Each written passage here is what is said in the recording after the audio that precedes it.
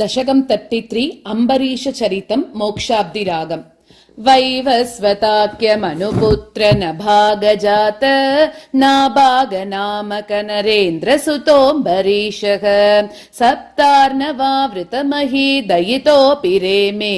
त्वत्सङ्गिषु त्वयि च मग्नमनः सदैव त्वत्प्रीतये सकलमेव वितन्वतोऽस्य भक्त्यैव देव न चिरादभृताः प्रसादम् येनास्य याचनमृतेऽप्यभिरक्षणार्थम् चक्रं भवान् प्रविततारः सहस्रधारम् सद्वादशी व्रतमथो भवदर्चनार्थम् वर्षं दधौ मधुवने यमुनोपकण्ठे पत्न्या समं सुमनसा महतीं वितन्वन् पूजां द्विजेषु विसृजन् पशुषष्टिकोटिम् तत्रातपारणदिने भवदर्चनान्ते दुर्वाससास्य मुनिना भवनं प्रपेदे भोक्तुं वृतश्च स नृपेण परार्तिशीलः मन्दं जगाम यमुनां नियमान् विधास्यन् राज्ञातपारण मुहूर्त समाप्तिकेदात् वारैव पारणमकारि भवत्परेण प्राप्तो मुनिस्तदथ दिव्यदृशा विजानन् क्षिप्यन् कृधो धृतजटो विततान कृत्यां च तामसिधरां भुवनं दहन्तीम् अग्रेऽभिवीक्ष्य नृपतिर्न पदाच्च कम्पे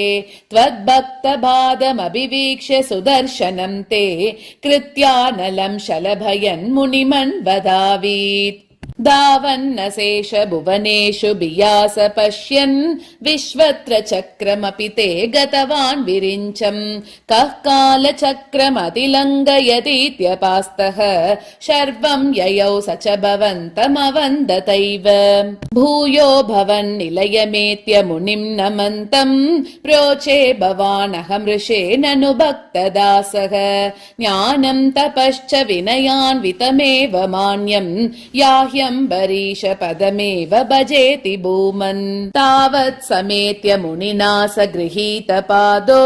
राजापसृत्य भवदस्त्रमसावनौषीत् चक्रे गते मुनिरताद् अखिलाशिषोष्मै